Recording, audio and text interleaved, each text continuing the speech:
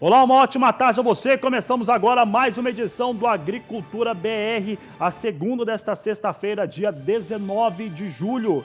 E você acompanha o Agricultura BR pelo canal do Boi, através da Parabólica, por TVs, por assinatura. Acompanha ainda pelo Facebook, pelo YouTube e também pela TV Imaculada Conceição, com sinal aberto no estado de Mato Grosso do Sul. Na edição de hoje você vai ver a soja disparando nos Estados Unidos. Bolsa de Chicago tem elevações neste momento entre 15 e 20 pontos. O Agricultura BR vai trazer para você em destaque por que o Brasil pode ter um volume muito forte de exportação de carne bovina para a China. Nessa edição você vai saber como que foi o lançamento do selo Arte nesta última quinta-feira na capital federal, com a presença do presidente Jair Bolsonaro e também da ministra da Agricultura, Tereza Cristina Corrêa da Costa. Eu falo sobre o mercado de soja, falo sobre o mercado de milho e você acompanha tudo por aqui no Agricultura BR, no canal do Boi.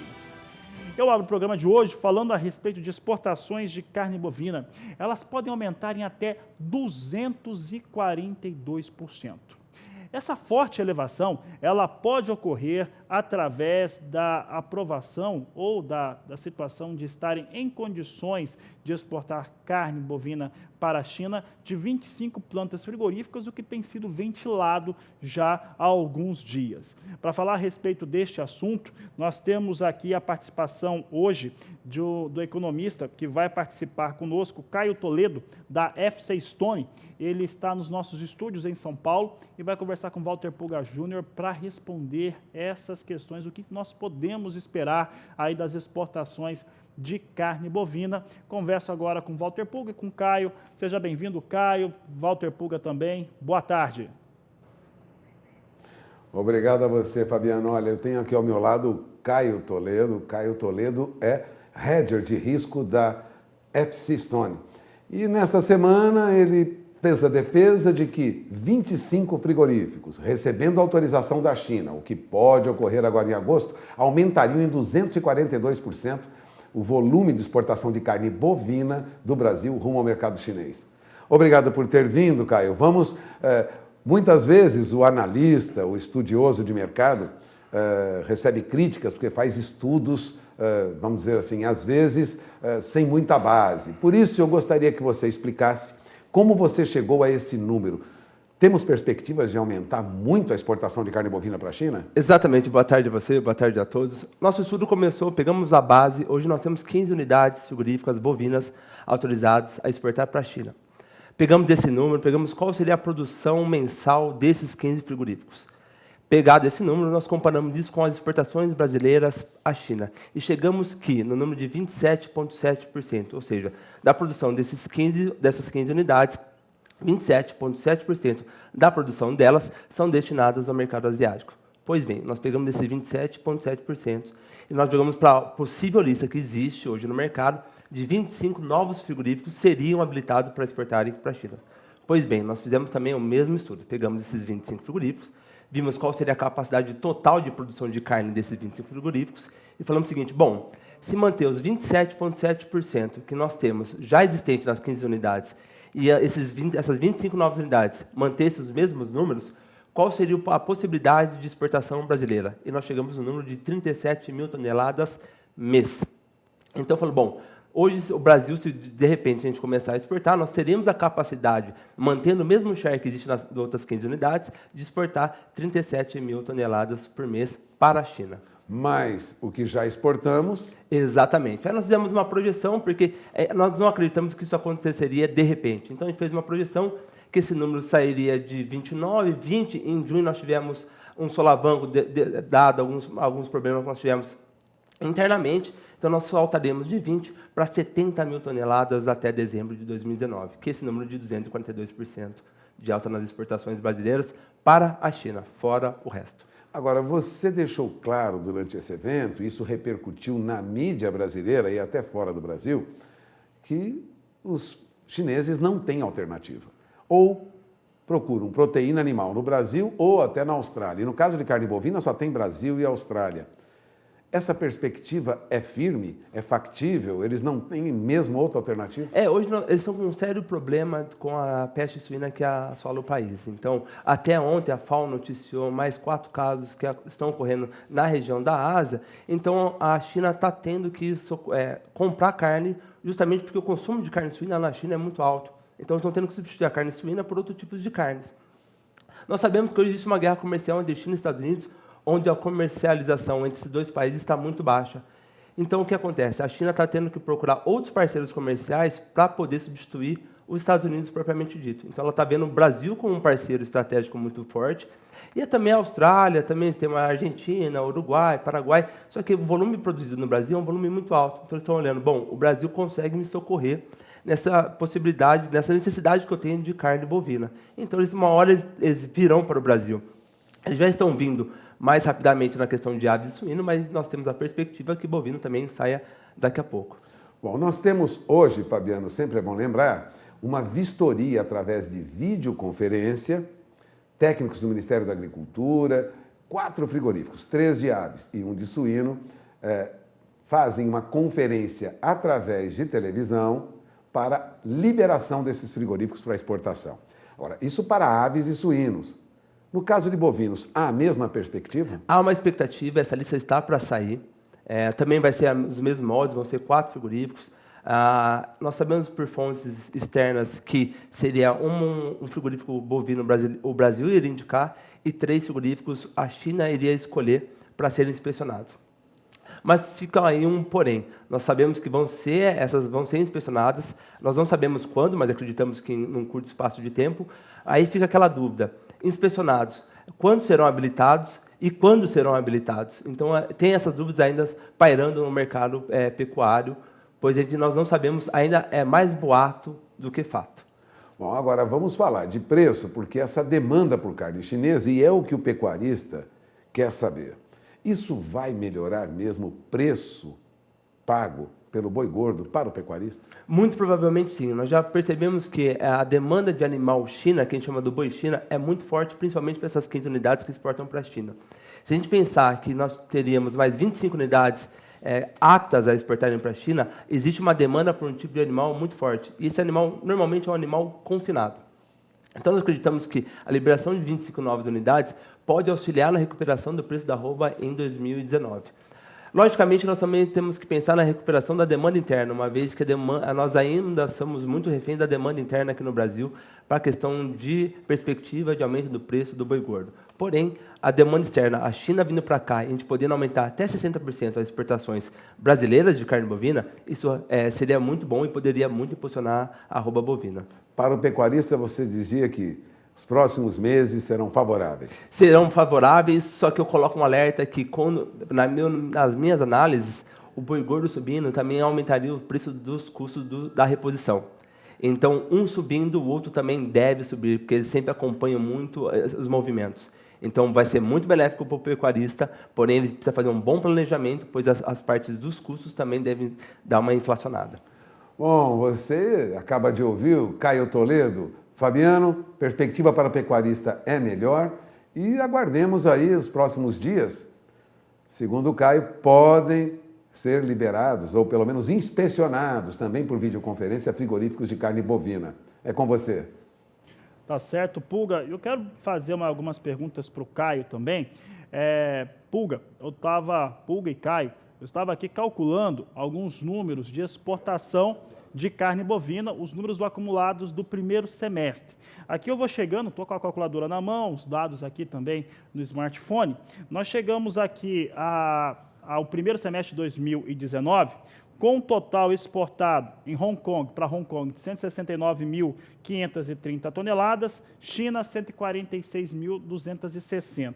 O total carne bovina de todos os tipos exportados no primeiro semestre daria 315.810 toneladas, que é um fator muito bom e pode ser ampliado, como o Caio acabou de destacar.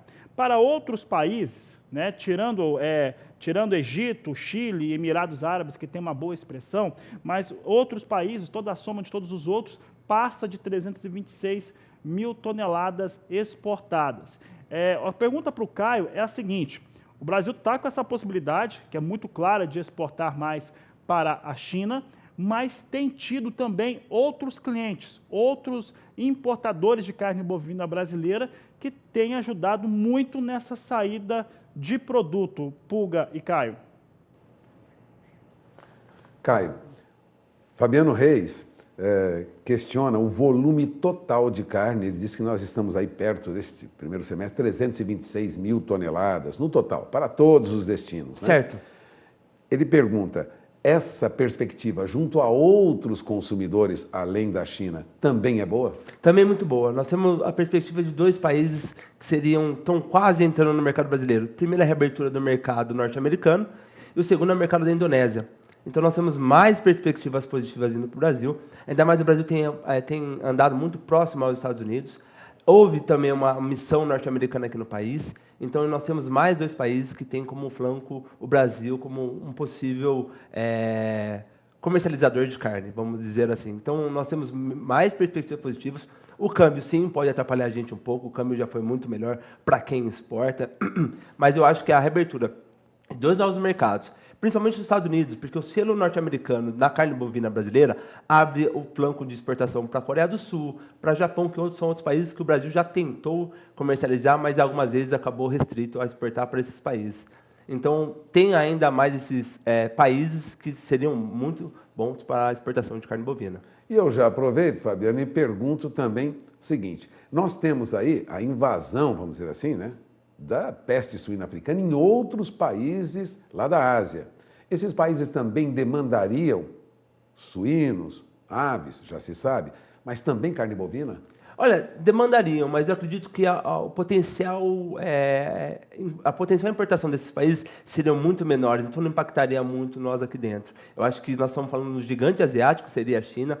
Mesmo exportando para Hong Kong, a China acaba sendo o nosso principal consumidor de carne bovina. Então, acho que ali tem um grande potencial. E caso, se a gente olhar os focos de peste suína, nós estamos começando a ficar mais para o lado perto da Europa. E isso tem grande preocupação, porque você está saindo do foco lateral da China, onde era muito próximo ao Japão, e começando a expandir para uma região que tem uma série de países que tem muito suínos, que é a questão da Rússia. Nós também temos a Europa. A Europa acaba por ser um continente que tem vários países muito próximos, nós podemos ter isso acabando pegando a Europa inteira. Então, isso é uma preocupação grande. Preocupação mundial, vamos dizer assim. Então, o Brasil pode ser um grande player exportador de carne bovina para o mundo inteiro daqui em diante, caso esse surto de peste suína não seja contido, né? Então, a gente tem algumas notícias que a gente não... são mais boatos, mas nós não sabemos. Há alguns boatos que já têm foco, por exemplo, na Polônia já foi descoberto algo. Então, ainda tem notícias que vão sair durante esses próximos meses. Então, acho que nós podemos... Aí o Brasil pode suprir o mundo inteiro na questão de tanto carne bovina, quanto suíno, quanto de aves. Bom, Fabiano, você tem mais uma pergunta para o Caio, não? Tenho sim, Pulga. E aqui o Caio e Walter Pulga, eu estou conversando aqui com telespectadores.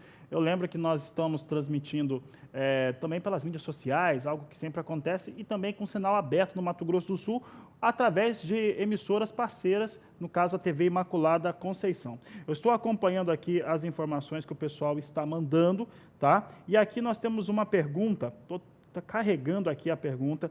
Quem está fazendo essa pergunta é o Fernando Aldar, de Belo Horizonte, Minas Gerais. Fernando Aldar está falando o seguinte, né, a respeito da valorização da carne bovina. Fernando Aldar, de Belo Horizonte. Ele coloca o seguinte, foi colocado que nós vamos ter essa questão da carne bovina num valor melhor, sendo colocado num volume maior, o que deve melhorar o valor pago por arroba no Brasil. Primeira pergunta, em quanto tempo que isso acontece? Segundo tempo, como é que isso atinge as outras categorias animais? O Caio até explicou aqui que vai atingir, de fato atinge as outras categorias animais, mas ele quer saber em quanto tempo que vai ter a valorização para arroba, que as exportações, de fato, já são maiores. Olha, Caio, a pergunta é uma pergunta difícil. Vamos lá. É de um telespectador, Fernando, lá de Belo Horizonte. Ele escreveu agora pelo WhatsApp e ele pergunta, bom, essa melhoria de preço para o boi, que é aguardada, por quanto tempo? Demora? É possível fazer? É uma pergunta difícil. mas você é analista de risco, então você conhece bem. Então, até isso é uma pergunta muito interessante e uma excelente pergunta. Hoje, a BMF, que seria a B3 agora, a BMF lá atrás, ela sinaliza, por exemplo, para os contratos mais longos, lembrando que a BMF é a Bolsa de Mercadorias Futuro, então a gente tem a projeção do preço da arroba futura. Então, a projeção até dezembro, nós estamos colocando uma projeção mais ou menos de uma alta de hoje até dezembro de 6%, basicamente. Ou seja, o mercado futuro, ou seja, o mercado já observa uma possível alta de 6%. A grande dúvida que fica é o seguinte: nós precisamos dessas notícias o mais rápido possíveis, tanto de retomada econômica interna, que impulsionaria a demanda interna de carne bovina, quanto ou seja, o brasileiro consumindo mais. Exatamente, quanto também essas informações vindas de fora. Por quê? Porque o mercado ainda trabalha hoje na expectativa da liberação, na expectativa de retomada da economia. Na verdade, uma especulação. Exatamente, ainda é uma expectativa. Só que lá na frente a expectativa pode virar tanto uma realidade como uma frustração. Então, hoje, aquele pecuarista que é planejado, comprou um milho um pouco lá atrás, tem esse animal de dentro de casa e está vendo que esse preço futuro, na casa de 164,50 para dezembro, hoje, acho, possivelmente, o outubro, que é o contrato de mais liquidez, está na faixa de 163. Se esses são preços atrativos, já se protejam. A B3 está aí para uso de todos. Então, essas ferramentas, o pecuarista hoje tem que utilizá-las. Então, está vendo que aquele preço é bom? Faz alguma coisa ali, se proteja de caso essa perspectiva, essa expectativa vira frustração, para ele não perder aquele cavalo selado que passou uma vez na frente dele. Bom, respondeu a pergunta, Fabiano? Respondeu sim, Pulga. Quero agradecer aqui a participação dos telespectadores. O pessoal está comentando aqui, tá dando resultado aqui, Pulga. Estava falando aqui com os nossos telespectadores, mas agradecendo primeiramente o Fernando Aldá, que participa conosco aqui nesta manhã, mandou a pergunta bem inteligente. A grande questão é a chegada dessa valorização para a carne bovina. Ele está até escrevendo aqui e coloca a seguinte situação, né, que as valorizações sobre o volume exportado de carne bovina demoram mais para chegar para o pecuarista. E essa é uma questão aí que ele coloca. Só para encerrar aqui, já que nós estamos falando com os telespectadores, aqui o Fernando Barbosa aqui mandou um grande abraço para o Caio, que está agradecendo as informações. Então, não disse de qual estado mas está mandando aqui. Só para encerrar, então, Pulga e Caio, em relação ao que foi colocado, os valores em dólar da tonelada exportada brasileira, eles continuam ali num patamar médio, né, que não tem muita alteração, está abaixo de 4 mil dólares, já tem há algum tempo, e não tem demonstrado grande valorização nos últimos meses. Como é que o Caio enxerga essa pode ter uma alteração, pode ter alguma coisa diferente nesse sentido? O Fernando Barbosa mandou um abraço para você, não disse onde está, mas um abraço para o Caio. Bom, Caio, uma última pergunta. Sempre preço, sempre valores. Eu sei que é difícil responder, mas nós temos exportado na faixa de 4 mil dólares, em média, tonelada, um pouquinho acima, um pouco abaixo, mas a média é essa. E o Fabiano e mais os telespectadores comentam, bom, temos perspectiva de melhoria da exportação, de valorização da nossa carne em dólares, ou olhamos só para o real? Isso daí nós vamos entrar num debate também sobre a questão cambial. Porque muitas vezes a questão da nossa carne em dólar ter subido é porque também o câmbio ajudou muito a gente.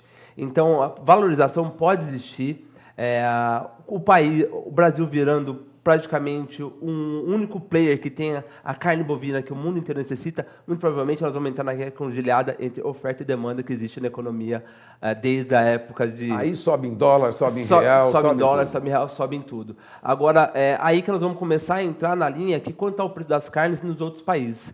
Porque se nossa carne começar a ficar menos competitiva, muito provavelmente outros países que importam do Brasil, aqueles menores, vão falar, bom, do Brasil a carne começou a ficar cara, eu vou trocar minhas compras que eram do Brasil, vou começar a comprar de outros players como Argentina, Uruguai. Então, tem essa questão, pode valorizar e tende a valorizar porém também tem esse trade-off entre quanto está no Brasil e quanto está nos outros países. E as outras carnes também devem valorizar. Exatamente. Como a gente já percebe, os suínos também, se a gente for olhar em preços divulgados aqui internamente, o suíno já subiu basicamente de 2018 até agora, um período de 12 meses, 60% a carne de suíno subiu. A carne de aves subiu 23% e a carne bovina apenas 11%. Ou seja, o fato das outras proteínas concorrentes terem subido dá espaço também para a carne bovina também subir de preço.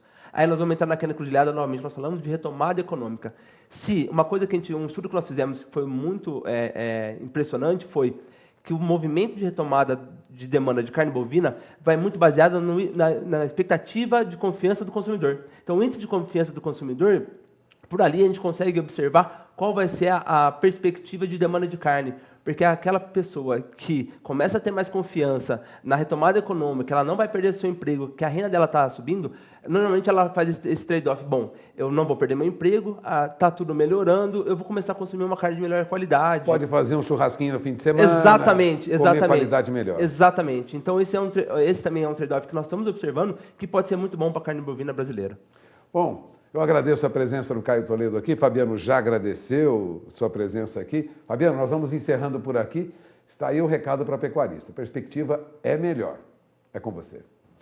Tá certo, Pulga. Obrigado pela participação. Um grande abraço ao Caio. Um grande abraço a quem estava participando conosco aqui no Agricultura BR. Estou aqui, estou com o telefone na mão, estou com o smartphone na mão e vou falando com as pessoas. Obrigado pela participação de hoje. O Fernando que participou. Aqui o Rubens, o senhor Antônio Pinho participando do programa de hoje. O Francisco mandou mensagem também. Grato a todos os que estão participando, mandando comentários bastante interessantes, principalmente a respeito, quando se fala de elevação nas exportações de carne bovina, claro que isso mexe bastante com todo o sistema agroindustrial. Eu não estou falando só do complexo carnes, não. Isso mexe também com os complexos ou as cadeias produtivas que são ligadas à agricultura, como a do milho e da soja. Ora, se estamos com essa perspectiva de engordar mais animais para exportação de carne bovina, vai mexer, claro, né? As outras categorias animais, gado magro, bezerro e bezerra, vão ficar mais caros. Isso a gente já está enxergando e, claro, que isso tende a mexer também com o mercado de milho e de soja no Brasil, até mesmo de caroço de algodão. Obrigado aí pela participação do Caio e também de todos os telespectadores neste momento.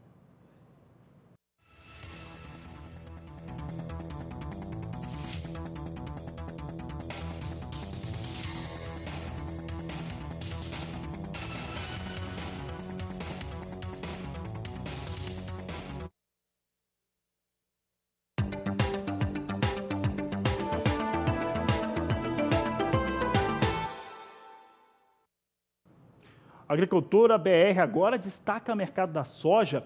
E olha, eu falava na nossa abertura aqui, o chamada escalada jornalística. Olha o que eu estava dizendo, estava aumentando de 15 a 20 pontos. Por que que sobe dessa maneira? Ora, depois de uma semana conturbada, de impacto, tanto da melhora climática nessa semana lá nos Estados Unidos, que ficou sem chuva, também a demanda fraquíssima sobre produtos norte-americanos, principalmente soja. O relatório de vendas e exportações mostrou duas coisas fundamentais. Primeiro, que eu trouxe na quinta-feira, ontem, olha só, primeira coisa que ele trazia, primeiro que a demanda é fraca mesmo, volume geral de vendas baixo. O segundo é que a China está totalmente fora do mercado norte-americano. É diferente daquilo que o presidente dos Estados Unidos, ele normalmente fala coisas, planta informação e vê o que acontece, mas essa informação aí era fácil, né, de verificar logo depois que China não entrou comprando nada. Então, China completamente fora desse mercado norte-americano. Mas o que é que muda para estar subindo desse jeito? Ou estava, né? De repente eu abro aqui e começou a cair. Mas deve estar subindo ainda, subindo razoavelmente bem. O que é que muda? Ora, se o preço caiu bastante, está mais baixo, é normal que o comprador procure soja americana nesse momento. Compensa. Aí compensa a compra. A outra, aproveitamento de pechincha, todo mundo sabe como é isso. Está barato, o pessoal vai lá e compra mesmo. A outra situação já é de enxergarem nos mapas meteorológicos uma situação mais difícil em estados importantes como Illinois. Então, safra americana de soja e milho segue muito ameaçada. Vamos saber como é que vem soja então agora? Soja sobe e dispara. Sobe 20 pontos e com isso as 4 posições de mais curto prazo retomam o piso de $9. Agosto vem a $9 1 cento mais 2 o bushel. Setembro $9 6 centes mais 6, sobe 19 pontos. Novembro $9 18 centes mais 6. Janeiro $9 31 centes por bushel, sobe e sobe muito forte. Soja na Bolsa de Chicago, neste momento, recupera parte das perdas que se teve durante o acumulado dessa semana. Essa semana eu não apontei soja subindo teve um momento só que estava subindo 2 pontos, mas depois, no final da tarde, na terceira edição, já trazia, né, a soja em queda. Então, dispara soja em Chicago, neste momento, é o destaque do Agricultura BR. Fala agora sobre dólar. E olha, as perspectivas para a moeda norte-americana, e eu fiz questão hoje de conversar com alguns economistas, estávamos conversando ali por Skype, e falávamos a respeito do que pode acontecer com o dólar. E tem gente que está apostando no dólar, e aí é situação dos economistas por causa de investimento, de como trabalhar com isso, mas produtor rural tem que estar antenado, precisa saber disso. Por quê? Porque o dólar pode cair muito a partir de setembro, é a visão de alguns economistas consultados aqui pelo Agricultura BR. De acordo com parte desses economistas, isso acontece por conta da reforma da Previdência totalmente já aprovado. Nós estamos com a reforma da Previdência em processo de aprovação, isso não volta mais, não tem mais como retornar, mas precisa aprovar mesmo, de fato. Vai ter entrada de recursos do governo, o governo ia anunciar ontem, o presidente Jair Bolsonaro não anunciou por pressão mesmo das grandes construtoras do país, mas ao liberar o FGTS de contas ativas e inativas, principalmente as ativas, devolve ao trabalhador ali uma situação de compra melhor. Isso dá uma animação no mercado de maneira generalizada. E o Paulo Guedes, o ministro da Economia, já disse que não vai ser uma vez só. Vai colocar um limite, não deve ser um grande limite, deve ser de 3 mil até 15%, mas vai acontecer todo ano. Então, essa situação é positiva para manter a economia brasileira e principalmente o cidadão brasileiro sem dívidas. Pelo menos isso já vai acontecer. Um outro fator é a taxa de juros norte-americana. A taxa de juros norte-americana deve cair e, com isso, devemos ter entrada de recursos de investidores que estavam por lá aqui no Brasil, até porque se enxerga hoje o Brasil como um país muito mais sólido para investimento. Vou mostrar agora como vê o dólar. O que eles estão dizendo? Aí o produtor da pergunta vai falar o que eles estão dizendo, os economistas? Vou sim. Os economistas e alguns economistas estão apontando que o dólar pode cair para uma banda de R$ 3,55 a R$ 3,65. Olha, é uma queda forte. Isso impacta numa série de produtos, principalmente na venda. Então, importante o produtor rural estar de olho. Esses 3 elementos aí, né, que eu tô citando. Primeiro, reforma da Previdência totalmente aprovada. Medidas de apoio para aquecer a economia brasileira, como essa do FGTS, do ministro Paulo Guedes. E também a taxa de juros mais alta nos Estados Unidos vai trazer recurso financeiro aqui para o Brasil e aquecimento na economia nacional. Com isso, a partir de setembro, podemos ter o dólar numa banda muito mais baixa. Vamos saber como é que está o dólar hoje, que o dólar hoje vinha subindo um pouco. Veja só, o dólar sobe agora 0,37%, vem para R$ 3,74 mais 3. A moeda norte-americana vai subindo um pouco. O dólar sobe, portanto, no dia de hoje estava fechando a pouco mais de R$ 3,72 o dólar nesta última quinta-feira. Agora, R$ 3,74 continua bastante baixo, longe ainda, né, 10 centavos da máxima esperada a partir de setembro, mas o produtor rural tem que estar de olho nesse tipo de pontuação. Se o dólar dá essa despencada toda, claro que vai trazer impactos para o produtor rural, principalmente para o produtor de grãos. Vamos saber agora, já que eu falei de produtor de grãos, vamos saber como é que vem soja negociada nos portos. Preço de paridade é o que você acompanha comigo aqui. Nós temos portos de Santos e Paranaguá, trazendo a R$ 78,00 a saca de 60 quilos nesse dia 19 de julho, particularmente a apuração da Grãos Corretora. Obrigado à turma da Grãos aqui, que sempre contribui com a Agricultura BR, mas particularmente eu esperava um pouco mais, já que soja em Chicago deu essa disparada hoje, está subindo aí até 20 pontos, e temos também o dólar hoje com uma ligeira alta. A Agricultura BR vai para o intervalo comercial. Eu convido você sempre a participar do programa conosco. Participe, mande a sua mensagem no nosso WhatsApp no 67996562266. Olha, daqui a pouco eu falo sobre o mercado de milho e vou falar também sobre a produção da Argentina para a campanha 2018-2019. Eu volto já. Agricultura BR de volta. Eu lembro que você acompanha a programação aqui do Agricultura BR, segunda edição, aqui pelo Canal do Boi, é claro. O Canal do Boi está presente nas parabólicas em todo o país, em países vizinhos. E aqui no Brasil, você acompanha, além das parabólicas, você acompanha também em algumas TVs por assinatura, algumas que estão esparramadas pelo país, e também por duas grandes operadoras, TV Claro e também a NET TV. Você também acompanha aqui o Agricultura BR pelo YouTube e pelo Facebook do Canal do Boi. No caso, o Facebook da Agricultura BR, nesse momento, também transmite o programa. E aqui o nosso programa, no estado do Mato Grosso do Sul, sinal aberto, televisão com antena lá no teto, não tem problema, todo mundo pega através da TV Imaculada Conceição. Aliás, um grande abraço para a turma da TV Imaculada Conceição, que transmite aqui o Agricultura BR junto conosco. Fala agora sobre a produção agrícola na Argentina. De acordo com a Secretaria Agrícola do país, a produção por lá deve bater mais de 147 milhões de toneladas de grãos, com destaque principalmente para o milho. Nessa temporada 2018-2019, os argentinos vão produzir mais milho do que soja. É uma recuperação total depois daquele forte impacto que a seca trouxe para os argentinos e fez com que a produção por lá reduzisse muito. Vamos ver no quadro como é que está milho, trigo, que é muito importante, soja e a produção total. Veja só. Total na Argentina de produção nessa campanha 18-19, de acordo com a Secretaria de Agricultura do país, da Argentina, claro, 147 milhões de toneladas. Soja deve chegar a 55 milhões e 300 mil toneladas. Isso representa uma reforma no número. Os argentinos aí reviram os números para a soja e trouxeram aqui ligeiramente para baixo a sua estimativa de produção nos 17 milhões de hectares que estão sendo cultivados com aquele país. Esse é o fato. 55 milhões e 300 mil toneladas, se representa aí 300 mil toneladas abaixo daquela última projeção da Secretaria de Agricultura da Argentina. O trigo argentino deve alcançar 19 milhões e 500 mil toneladas em 6 milhões 290 mil hectares de cultivo. O trigo na Argentina, portanto, vai ser elevado. Tem aí uma elevação na sua estimativa de produção. Milho argentino, milho chegando a 57 milhões de toneladas, portanto você vê aí os argentinos chegando a uma produção total de 147 milhões de toneladas de grãos, totalmente recuperados da seca que atingiu o país na última campanha.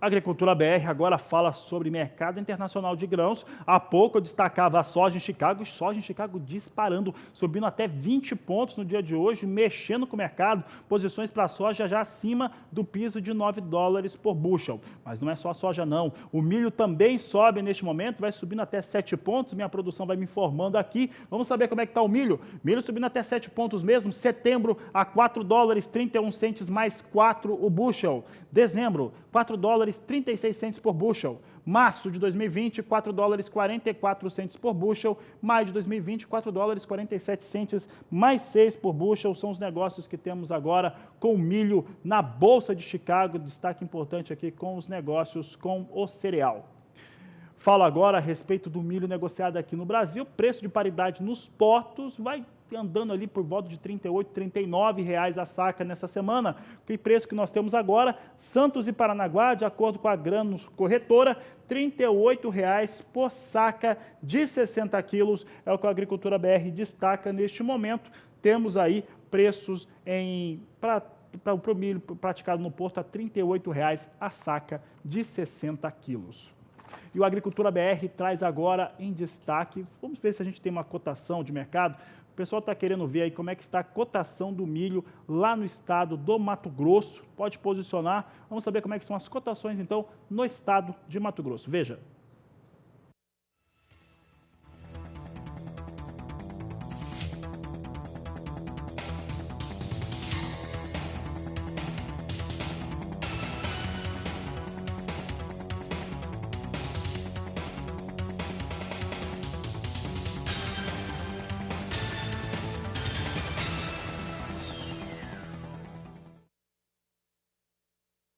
Vamos para o intervalo comercial, daqui a pouco eu falo sobre o mercado de café, como é que anda o café arábica negociado em Nova York, também o Robusta lá na Bolsa de Londres, é logo mais depois do intervalo comercial.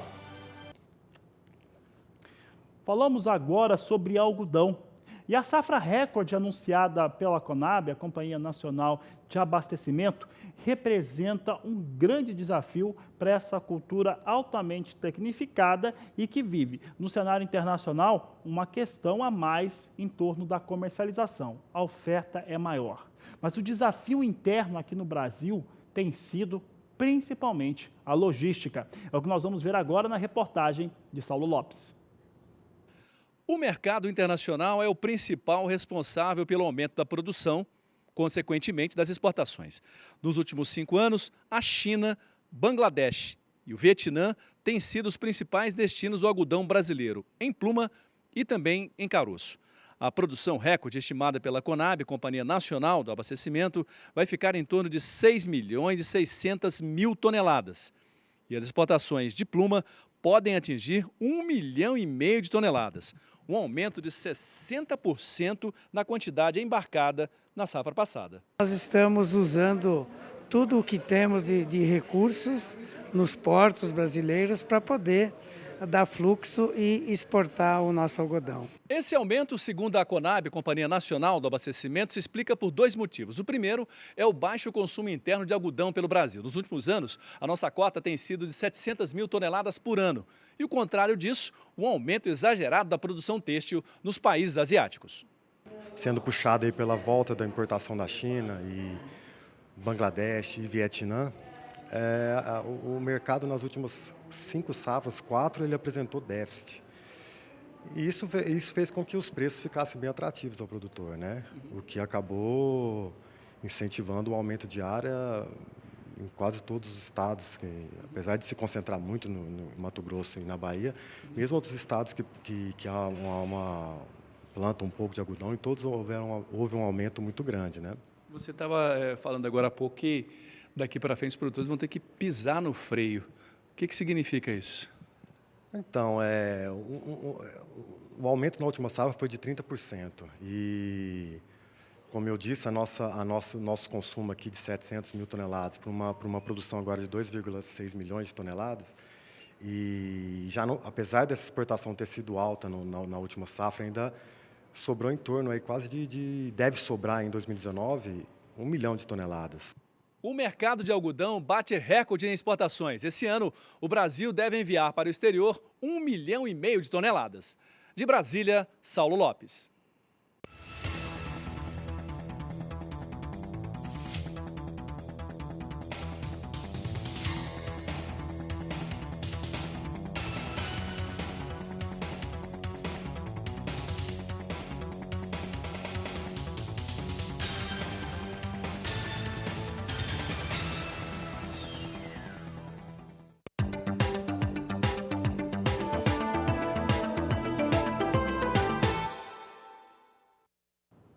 O assunto por aqui no Agricultura BR agora é o mercado do café. Começo falando a respeito do café arábica, as condições não mudaram muito. O mercado continua precificando uma safra recorde aqui do Brasil, mesmo com todas as condições climáticas nada favoráveis que ocorreram sobre principalmente geadas em Minas Gerais, e os produtores mandaram muitas imagens por aqui. Tivemos perda sim, mas ainda assim o mercado precifica o mercado um pouco mais alto. Houve melhoria nos valores nas últimas semanas? Tivemos sim. Vamos saber agora como é que vem as posições negociadas em Nova York, balizador importante aqui para o Brasil. Nós temos aqui mercado andando muito mais próximo agora da estabilidade. Posição de julho nós já não temos mais contratos em negociação. Setembro vem a $1,08 mais 70 a libra peso. Dezembro, $1,12 mais 45. Março, $1,16 mais 10 por libra peso. São as posições que temos negociadas neste momento com café arábica na Bolsa de Nova York.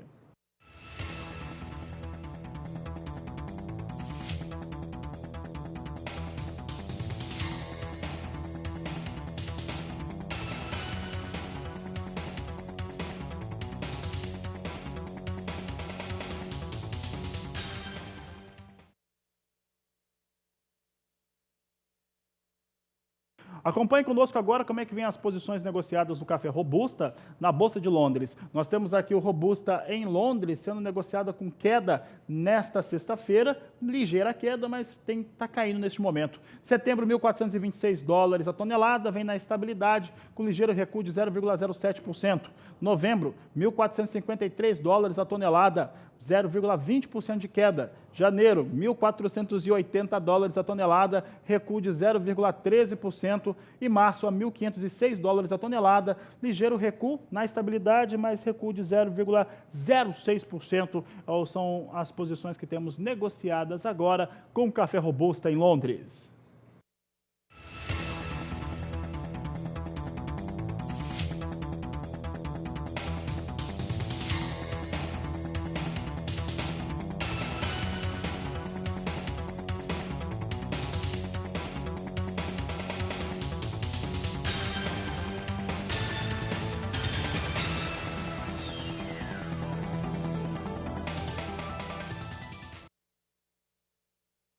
E daqui a pouco, no Agricultura BR, você vai saber um pouco a respeito desse grande evento da raça Manga Larga Marchador, que acontece lá em Belo Horizonte, Minas Gerais. Nossa equipe está ali trazendo informações, destaques e realmente uma festa muito bonita que acontece da raça em Belo Horizonte. Daqui a pouco você tem essas informações. Vai saber também daqui a pouco sobre produção agrícola, técnicas importantes. E eu vou para o intervalo, mas volto logo mais. O assunto agora é distribuição 4.0. Esse é um dos microtemas, ou macrotemas também, durante o congresso da Andave, que vai trazer aí debates muito importantes, e agora falando a respeito de como que as situações e a internet das coisas pode contribuir com diversos setores do agronegócio, como, por exemplo, a distribuição, a logística. E este foi o assunto da Sara Kirchhoff, agora que você acompanha no Agricultura BR. É isso mesmo, Henrique Mazzotti já está aqui comigo e vai falar então desse congresso que acontece daqui a alguns dias aqui em São Paulo. E eu vou começar perguntando para ele sobre o macro tema do evento, que é o Distribuidor 4.0, porque a gente ouve falar em Agricultura 4.0, Pecuária 4.0, e o que é o Distribuidor 4.0 nesse contexto? Seja bem-vindo ao Canal do Boi. Muito obrigado, Sara, muito obrigado aos ouvintes do Canal do Boi. Realmente é uma tradição do nosso congresso sempre antecipar fatos que estão acontecendo. O mundo está virando cada vez mais rápido e nós estamos dando esse tema de distribuidor 4.0 porque os nossos distribuidores, que são profissionais de altíssima qualidade, mas nesse processo de mudança da entrada da era digital no nosso negócio, nós entendemos que com esse tema nós vamos explorar muito a digitalização, o acompanhamento da evolução da informática como um todo e como a gente pode transformar isso daí em produtos e serviços para o produtor rural, para que ele possa cada vez mais produzir mais e melhor. Quais são os principais desafios hoje do setor de distribuição? Olha, os desafios são os mais diversos possíveis, mas a gente destaca muito hoje, que nós estamos sentindo em todo o mercado, é o crédito. O crédito hoje está bastante restrito, nós temos acompanhado aí uma quantidade bastante grande de recuperação judicial, e isso está causando um problema em todas as fontes de crédito, então está havendo uma restrição de crédito, e a gente sabe que o produtor rural que teve a sua safra, mas teve problemas na safra, problemas de seca em algumas regiões, ele está com crédito bastante restrito. Isso está desenvolvendo agora com o lançamento do programa do Ministério da Agricultura, da safra, né? O Plano Safra. Isso está se recuperando, mas lentamente. Então, a gente está sentindo que o agricultor, ainda por influência das políticas, previdência e dólar, essas variações todas, o agricultor ainda está reticente. O país, de um modo geral, ficou num compasso nesse primeiro semestre, ficou num compasso de né? espera, exato. Mas nós acreditamos que essa safra vai ocorrer normalmente. Nós entendemos que ela deve se manter no mesmo patamar de plantio da safra passada, não havendo um grande crescimento, até em função de toda essa questão, esse imbróglio que nós estamos vivendo entre política, descompasso com até o processo da China, a peste suína na China, que restringe um pouco a comercialização das commodities. Então, o agricultor está bem tranquilo, mas ele sabe que, aproximando a safra, ele vai continuar na atividade firme e forte, contando com o nosso apoio. Com certeza. E durante o evento vocês vão levar alguns números, né, que dizem respeito a esse setor. Quanto que o segmento de distribuição ele arrecadou no ano passado? Como é que foi essa movimentação? Mas alguns números você já pode adiantar aqui para o canal do Boi, né? Exato. E alguns números... nós acabamos de realizar uma pesquisa com todos os nossos associados e esses dados estarão sendo apresentados agora no Congresso, pelo qual a gente convida já todos os ouvintes a participarem do nosso congresso, que acontece agora de 12 a 14 de agosto, no Transamérica, aqui em São Paulo. Mas a pesquisa demonstra que o nosso setor, o setor de distribuição de insumos, comercializou algo em torno de 52 bilhões de reais, dos quais, desses 52 bilhões, 40 bilhões circulou entre os associados da Andav. Então, é um segmento que está muito presente nas fronteiras agrícolas, transferindo tecnologia, transferindo conhecimento para a produtividade, o aumento da produtividade. No comparativo com 2017, como é que foi esse resultado? Ele cresceu bastante. Em 2017, nós trabalhamos aí na faixa dos 47, 48 bilhões, e esse ano nós estamos tendo esse crescimento que é bastante importante para o segmento. Tá certo. E a questão do frete entra nas discussões também? Sim, sem dúvida. O frete foi um dos componentes que atrasou todo esse sistema. Continua sendo discutido a tabela de frete, mas aí você põe frete, o clima, o dólar, a peste suína, o preço das commodities que caíram. Então, tudo isso faz com que o agricultor, justamente, né, ele também tenha a sua preocupação, está aguardando o desenvolvimento, mas com certeza a próxima safra, eu acredito, inclusive de quebra de safra novamente, quebra de recorde de safra. Né? Henrique, antes de encerrar, tem mais um ponto aqui que eu quero puxar também de dentro do Congresso, que eu achei muito interessante, que é o Encontro Mulheres da Distribuição, que também vai ser um dos temas tratados. Neste ano nós estamos promovendo o segundo Encontro das Mulheres, até porque mulheres da distribuição, porque nós entendemos que cada vez mais é importante a mulher na distribuição, e muitos dos nossos associados têm suas filhas entrando no processo de sucessão. Então, é muito importante que a gente faça esse trabalho, divulgue a importância do trabalho da mulher no sistema de distribuição, que até algum tempo atrás era muito restrito a homens, né?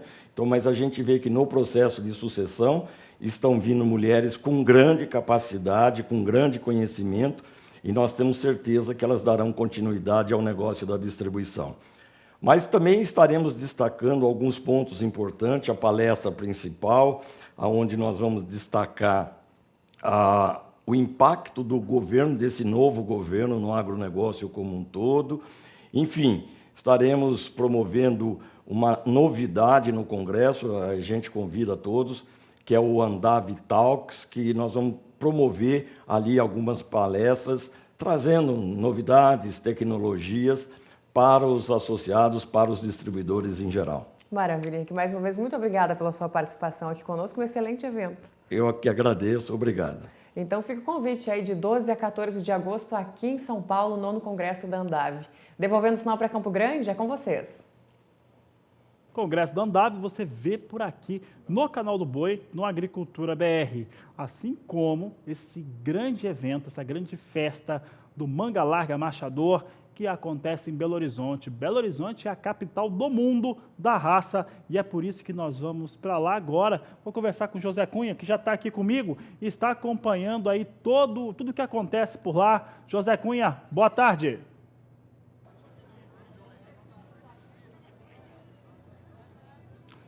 Boa tarde, Fabiano. Boa tarde a todos. É isso mesmo, Fabiano. Grande movimentação aqui no Parque da Gameleira. Esse grande evento, o 38ª Nacional do Manga Larga Marchador. Aqui na pista, agora os animais estão participando do Potro Marcha Picada. É uma das provas aqui que movimenta esse grande evento. E também aqui, Fabiano, nós encontramos grandes amigos, grandes parceiros. E um desses amigos e parceiros está aqui ao meu lado, que é o Rafael da Downin. Vou bater um papinho com ele para saber como que está sendo a participação, qual que é o posicionamento, o que a Downin está trazendo aqui para essa edição do Manga Larga Marchador. Bom dia, boa tarde, Rafael. Oi, boa tarde, Zé, tudo bem? Boa tarde, público. A Downin está aqui no 38º Campeonato Manga Larga Marchador Nacional, como é conhecido, né, mais conhecido. A Downin está aqui junto com o grupo Motta Etchepari, né, que é o grupo detentor da marca, detentor do negócio da Downin. E a Downin veio aqui junto aos criadores de manga larga, aos criadores de café, para que porque todo criador de manga larga, ele também ele tem a cultura do café, ele produz café. Então a Downin tem tudo a ver com isso, né? A gente tem os nossos produtos direcionados para a cultura do café. A gente tem nosso posicionamento aqui dentro da Manga Larga para que a gente possa atender esse cliente que produz café, que queira conhecer um pouco mais da gente, né? Então a gente montou aqui uma estrutura junto com o grupo Motta Etchepari e a gente colocou o Eric Junqueira aqui, que é o nosso funcionário, nosso gerador de demanda que a gente chama, né? E ele está aqui para tirar qualquer dúvida com relação à cultura do café, né? E trazer novidades dos nossos produtos e a inovação dos nossos produtos para esses clientes. Isso é uma coisa muito interessante que você falou. Normalmente, tradicionalmente, os criadores de cavalo manga larga, eles têm essa ligação com a produção de café, né? Sim, com certeza. Acho que a grande maioria, né, que cria o manga larga, principalmente em Minas Gerais, onde é o berço do manga larga, né? Ele também é produtor de café e está muito, muito conectado, muito linkado com nossos produtos, né? Com a nossa marca, o nosso posicionamento. A Downin, né, como a gente pode falar, está trazendo aqui está investindo, né, com o nosso pessoal, trazendo as nossas soluções, levando até esse produtor para que ele tenha mais opções no mercado, para que ele possa ter mais produtividade, que ele possa posicionar isso de forma diferente. Agora, Rafael, falando um pouquinho também sobre o mercado, como que a Downin está enxergando aí esse novo posicionamento do mercado brasileiro em relação a essa safra, a essa cultura do café? Isso, então, a gente está fazendo um investimento bem rigoroso, bem pesado, né? Estamos com 2 funcionários aqui em Minas, trabalhando pesado no café, para que a gente tenha essa entrada, trazendo conhecimento, trazendo solução, trazendo produto, trazendo o que o cliente precisar, a gente está trazendo para ele também, para que a gente possa posicionar a Downin aqui em Minas Gerais de uma forma que a gente traga produtividade, que isso que o cliente quer, né? Agora, Rafael, a gente falando aqui, né, dessa ligação do criador do Manga Larga também com a produção de café e a Downinha aqui presente, como é que vocês estão vendo esse evento aqui já acontecendo já há alguns dias, né, várias provas, já tem alguns campeões aqui. O que você está achando aqui do evento? Qual que é a sua percepção aqui do... Ó, Zé, cara, é fantástico, né? A estrutura daqui, a gente teve recentemente na Hortitec, também foi muito legal a estrutura, mas acho que aqui é algo realmente muito diferenciado, né? A gente tem aqui uma estrutura de estandes aqui maravilhosa, o pessoal investe muito pesado no cavalo Manga Larga, investe muito pesado aqui na estrutura do parque, o parque é fantástico, limpeza, organização, o pessoal de atendimento, cortesia, tá excelente aqui, acho que o atendimento tá fantástico aqui, cara. Acho que vale muito a pena vir conhecer aqui, quem tem interesse e curiosidade que venha participar aqui, muito legal. Tá certo, Rafael, obrigado pela sua participação. Então, Fabiano, é isso, a gente aproveitou um pouquinho aqui, né, a oportunidade para falar um pouquinho também sobre a cultura do café, já que tem essa ligação entre os criadores do Manga Larga com a produção de café, e também aqui falar um pouquinho sobre esse mercado, porque aqui, além dessa exposição de cavalo Manga Larga, tem também uma feira agropecuária acontecendo, onde os produtores vêm, têm a oportunidade de fazer negócios e ver as novidades que estão disponíveis aí, não só para o Manga Larga Marchador, mas também para a pecuária, também para a agricultura, e tudo isso está acontecendo aqui em Belo Horizonte e nós estamos aqui acompanhando e trazendo essas informações. Logo mais, durante a nossa programação, a gente volta daqui com outras informações, trazendo as novidades do que acontece aqui. Agora eu volto com você, Fabiano, no estúdio. Tá certo, obrigado, Rafael, obrigado, meu amigo José Cunha. José Cunha volta logo mais também na terceira edição do Agricultura BR. E olha, daqui a pouco você vai ver aqui nessa edição como é que foi o lançamento do Selo Arte, um importante projeto de lei do deputado federal Evair de Mello, que teve a sanção presidencial pelo presidente, é claro, Jair Bolsonaro, com a presença da ministra da Agricultura, Tereza Cristina Corrêa da Costa. Daqui a pouco eu trago essas e outras informações aqui no Agricultura BR. E nesta última quinta-feira, os pequenos produtores familiares que trabalham com produtos de origem animal tiveram uma grande conquista mesmo. Foi o lançamento e principalmente a sanção do projeto Selo Arte do deputado Evair de Mello. Esse projeto, ele garante fazer com que produtos de origem animal com inspeção municipal possam ser comercializados em qualquer parte do país. Ele teve sanção presidencial com o presidente Jair Bolsonaro nesta quinta-feira e com a ministra Tereza Cristina. É o que nós vamos acompanhar agora na reportagem de Saulo Lopes. O evento comemorativo dos 200 dias do governo Jair Bolsonaro serviu também para sancionar a Lei 13.680, que serve para identificar queijos artesanais e produtos de origem animal. O Selo Arte era aí uma luta do deputado pepista do Espírito Santo, Evair de Mello, que há 4 anos quer que os pequenos produtores de todo o Brasil, tenham aí a sanidade vegetal e também a sanidade sanitária verificada pelos institutos para que eles possam produzir sem problema algum. No Espírito Santo, por exemplo, há uma produção estimada de cerca de 10 milhões de reais com pequenos produtores de fundo de quintal que levam aí salaminhos, provolones e até mel para venderem com uma insegurança jurídica muito grande. O secretário adjunto do Ministério da Agricultura, Marcos Montes, comemorou também a assinatura dessa lei que moderniza e desburocratiza o setor.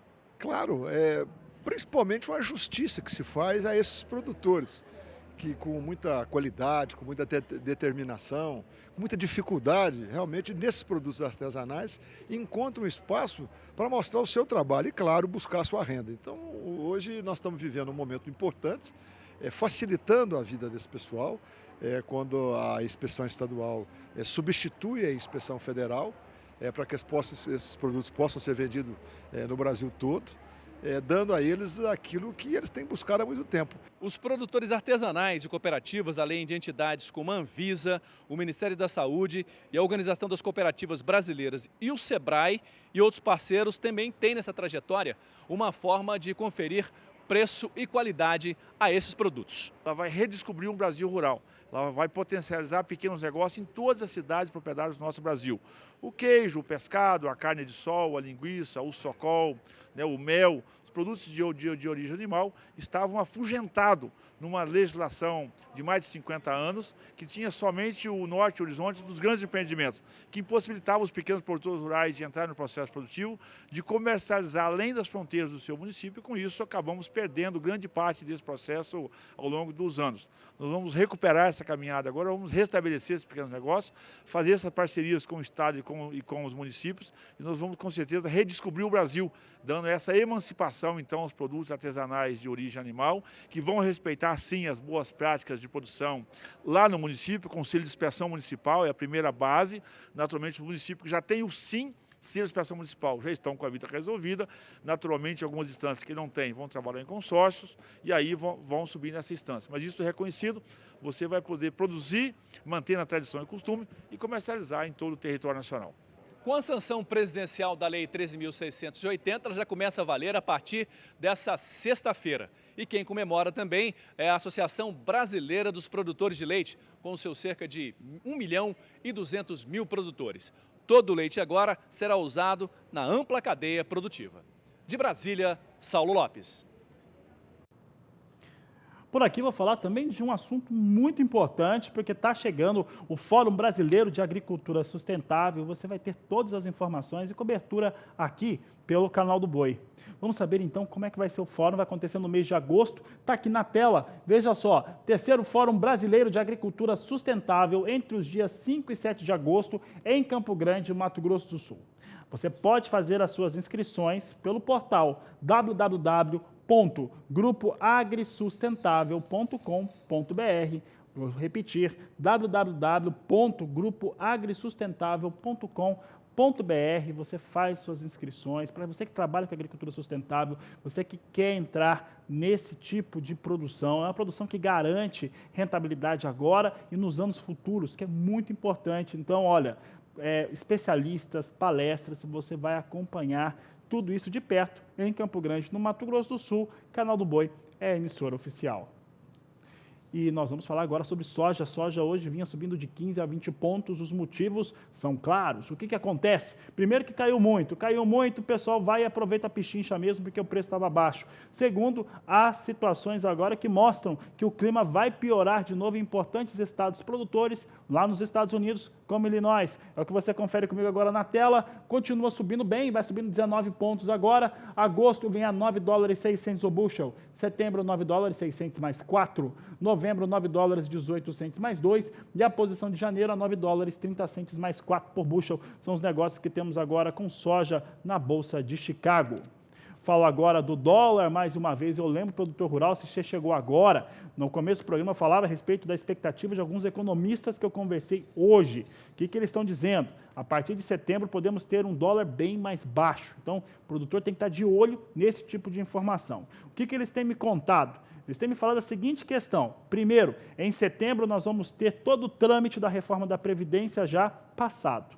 Então, esse é o primeiro ponto. Já vai estar também aqui, vou colocar por minha conta, reforma tributária sendo discutida com mais impacto. Então, reforma da Previdência já totalmente aprovada, começo da reforma tributária no Brasil. Além disso, algumas ações para aquecer a economia brasileira. Uma delas é essa anunciada pelo ministro Paulo Guedes, de liberar o FGTS de contas ativas e inativas, colocando uma limitação, não só em um único ano, mas todo ano. Então, isso pode ser algo que vai manter a economia ativa do Brasil, ou pelo menos o brasileiro não endividado, né? Ou menos endividado, isso é um fator importante, até porque esse recurso é do trabalhador mesmo. E a outra, e não menos importante, é que os Estados Unidos vão baixar a taxa de juros, com isso deve entrar mais capital no Brasil, e aí eles estão dizendo numa banda de 3,55 a 3,65 no final de 2019. Vamos saber como é que vem o dólar agora, porque hoje o dólar vinha ganhando, vinha subindo, continua subindo, sobe menos agora, 0,27% de alta, a R$ 3,73, mais 9 para a moeda norte-americana, destaque deste momento no Agricultura BR. E eu vou para o intervalo comercial, daqui a pouco a gente volta com muito mais informações por aqui.